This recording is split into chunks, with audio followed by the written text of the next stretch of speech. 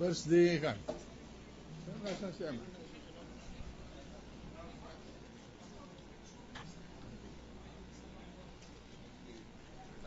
Oh, ikaw na. The Honorable Secretary. Senator Judge Recto.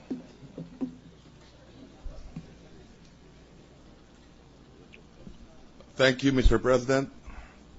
I base my decision on facts presented in this court and not on opinions aired outside of it, on testimonies of witnesses and not on theories of wags, on the arguments of lawyers and not on the analysis of their spokesmen, on submitted evidence and not on anonymous leaks, and above all, on the figures in official documents and not the numbers on the recent polls. Because as a judge, my duty is to choose what is right and not what is popular.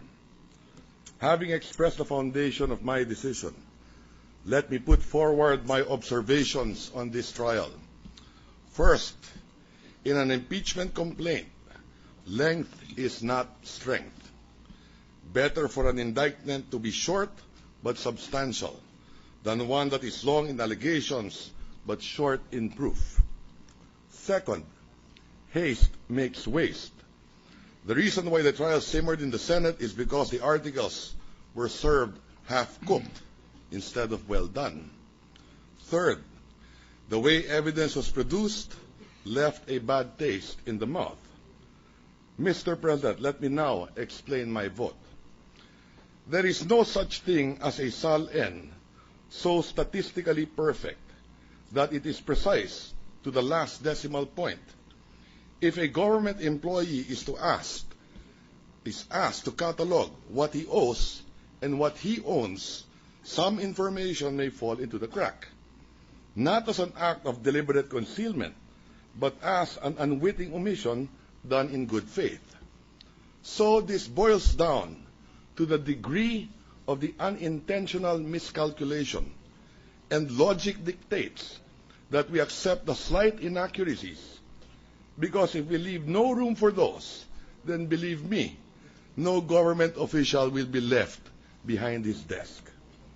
In the case of the Chief Justice's SAL-N, the undeclared assets are so huge, 50 times more than what he declared in cash. 2.4 million in US dollar deposits, 80 million in peso deposits, that they cannot be brushed aside as innocent exclusions.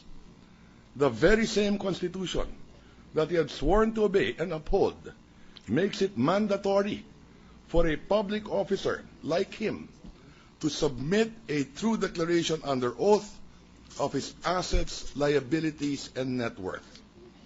Mr. Corona knows this because in cases brought to the Supreme Court, he had punished his fellow government workers for failing to disclose far lesser amounts. He should have declared the above. Thus, I vote guilty on Article 2. Mr. President, in a few hours, we will be pulling the plug on this afternoon's political telenovela.